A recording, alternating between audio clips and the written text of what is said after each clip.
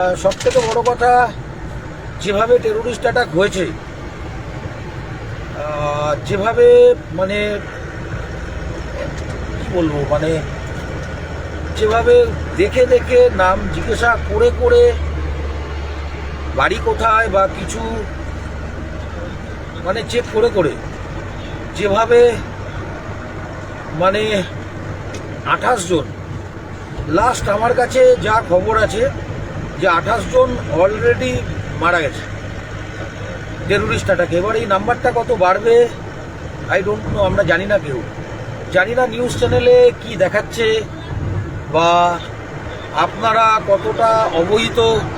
যদিও প্রচুর প্রচুর প্রচুর ফোন কল, মানে আমার বন্ধু বান্ধব আত্মীয় স্বজন বা আমার পুরনো গেস্ট, কেউ 2 বছর আগে ঘুরে গেছে আমাদের সাথে, কেউ 3 বছর আগে, ঠিক আছে। আর তাছাড়া আমার পরিচিত রিলেটিভ ফ্রেন্ডস, মানে ফোন ধরতে ধরতে অবস্থা ক্রিটিক্যাল, ভেরি ক্রিটিক্যাল। ফোন আর ধরার মতন পরিস্থিতিতে নেই। তাই ভাবলাম যে একটা লাইভে আসি এবং লাইভে এসে যে সিচুয়েশান যতটুক আমি দেখেছি ততটুকু একটু সবার সাথে শেয়ার করি। সিচুয়েশান পেহেলগাঁওয়ের সত্যি খারাপ। অ্যাজ এ ট্রাভেল এজেন্ট আমরা উৎসাহিত করি সবসময় যে আপনি আরও ঘুরুন।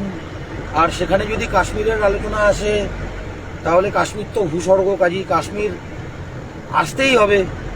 আমরা যারা ঘুরতে বেড়াতে ভালোবাসি তাদের রেসপেক্টে বলছি, কিন্তু আজকের ডেটে পেহেলগাঁওয়ের অবস্থা সত্যি সত্যি খুব খারাপ। সবাইকে হিন্দু কিনা জেনে জেনে মারা হয়েছিল, হিন্দু কিনা জিজ্ঞাসা করে করে মারা হয়েছিল। শুনতে পাচ্ছেন? ভণ্ড সেকুলাররা শুনতে পাচ্ছেন? কানে যাচ্ছে, কান দিয়ে কথাগুলো ঢুকছে? ভণ্ড সেকুলার, ইয়েস, আপনাদের ভণ্ড সেকুলার বলবো, কারণ আজকে আপনারা প্রতিবাদ করবেন না।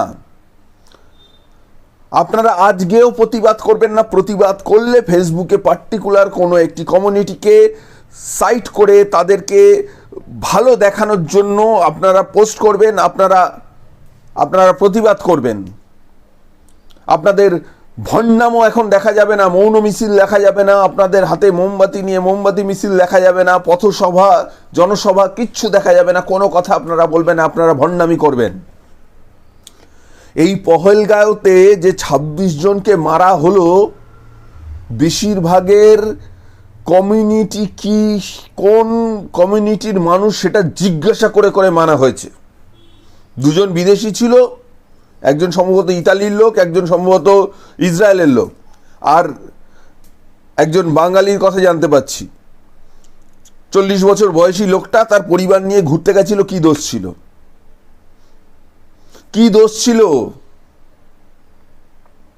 টিআরএফ নামে একটি জঙ্গি সংগঠন, তারা দায় স্বীকার করেছে। এই টিআরএফ লস্করের একটা ছায়া সংগঠন। তারা জঙ্গলে লুকিয়ে পড়লো মিলিটারিদের ড্রেস পরে এবং আচমকা গুলি করা শুরু করলো। এই তো শান্তির ড্যাশ ড্যাশ ড্যাশ, শান্তির ধর্ম। নাম জেনে, জাত জেনে গুলি করে মারছে। এরপরেও সেকুলাররা সেকুলারের নাটক করবেন। বাংলাদেশে হচ্ছিল তখন আপনারা সেকুলারিজমের নাটক করেছেন, মুর্শিদাবাদে হয়েছে তখনও সেকুলারিজমের নাটক করেছেন, আস্তে আস্তে এগিয়ে আসছে, কাশ্মীরে হলো এখনও সেকুলারিজমের নাটক করছেন। আর কতদিন নাটক করবেন? আর কতদিন ভণ্ডামির মুখোশ পরে থাকবেন? সত্যিটাকে স্বীকার করুন। টেরোরিস্টদের টেরোরিস্ট বলেই চিহ্নিত করুন। টেরোরিস্টদের টেরোরিস্ট বলেই চিহ্নিত করুন। ভয় পাবেন না। ভারত সরকার চুপ করে বসে নেই। অমিত শাহ অলরেডি পৌঁছে গেছে এবং এদের বিরুদ্ধে এমন অ্যাকশন হবে, যারা করিয়েছে ঘটনাটা, এর পেছনে যদি পাকিস্তানের কোনোভাবে যোগসাজশ থাকে, পাকিস্তানও বুঝতে পারবে, টের পাবে। কারণ এটা একটা বিরাট বড় চক্রান্ত চলছে, বুঝতে পারছি আমরা সব। জিও পলিটিক্সের পার্ট, এটা নিয়ে বিস্তারিত আলোচনা করলে অনেক বড় আলোচনা। ট্যারিফ ওয়ার নিয়ে শুরু হয়েছিল।